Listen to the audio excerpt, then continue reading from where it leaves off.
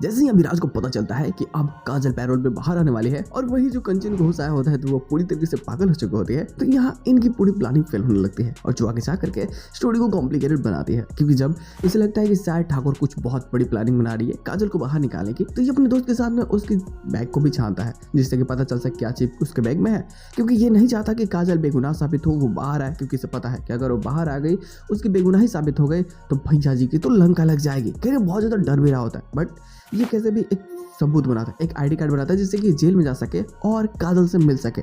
खैर काजल भी दिवाली की पूरी तैयारी कर रही होती है, बट जो बिंदी को बोल चुकी होती है मैं तुम्हें तुम्हारे पापा की सच्चाई नहीं बता सकती, तो इस चीज़ से कहीं ना कहीं ये भी सैड होती है, ये भी सोच विचार रही होती है। लेकिन यहाँ अभिराज भी आता है, खैर वो उसकी मदद कर रहा होता है बट थोड़ी जोर जबरदस्ती के तरीके से। तो खैर इसकी तो प्लानिंग कुछ और होती है जो यहाँ पता नहीं चल पाती, बट पुलिस वाले इसे देख लेते हैं कि ये कुछ गड़बड़ कर रहा है, उससे जोर जबरदस्ती कर रहा है, तो वो लोग उसे हटा देते हैं।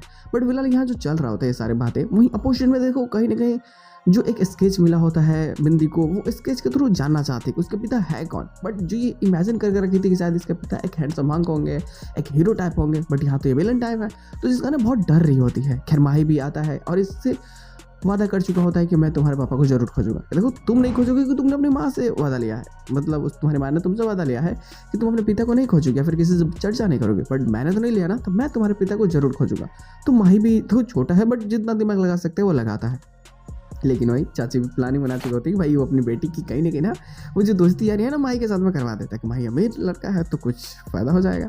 बट यहाँ ना वो सारी चीज़ें कुछ काम करती नहीं है, ये बिंदी के ही करीब रहता है और बिंदी से ही इसकी दोस्ती रहती है। और चीज़ें तो मज़ेदार होना तब स्टार्ट होती है जब पता चलता है भैया जी को कि कंचन को होश आ चुका है। ये तो कुछ से मना होता है इस कंचन को होश आ चुका है, वो काजल का राज जरूर बताएगी, कुछ तो बात है।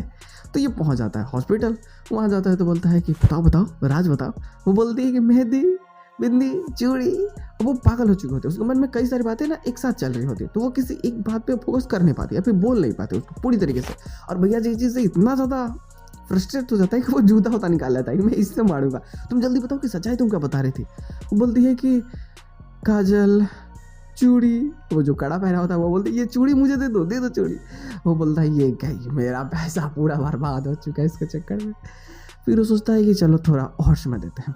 डॉक्टर ये बोलती है कि भाई देखो अभी अभी होश आई है इन्हें, तो थोड़ा और समय देना बनता है, थोड़ा और समय दे दीजिएगा तो शायद ये ठीक हो सकते हैं। तो ये सोचता है कि चलो यार देर भली तो दे दो कोई दिक्कत नहीं है, दे दो, मुझे बस सच्चाई जाननी है। बट इसे पता है कि भाई कंचन का मतलब पेच हिल गया है, आप जल्दी ठीक होगे नहीं, तो इससे अच्छा है कि ये उस जेल के किसी और को पकड़े जो इससे सारी चीज़ें शेयर करे। तो इस चीज़ के लिए हो सकता है कि ये किसी और को खबरी बनाए जो सच में स्टोरी को मज़ेदार बनाएगी। बट चीज़ें तो बेहतरीन होने वाली है। देखो वैसे भी अभिराज की कुछ प्लानिंग और भी होती है जो कहीं ना कहीं भैया जी के खिलाफ ही है।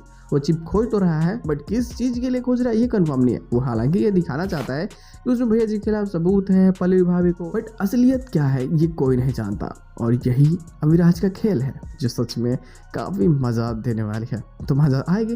खैर इसके साथ स्टोरी एंडिंग कर जाते हैं, एक्स्ट्रा प्लॉट है नहीं आते हैं तो पता जरूर जाएगा। फिलहाल बस इतना ही, हम लोग मिलते हैं बहुत जल्द किसी नंबर के साथ में, तब तक के लिए बाय।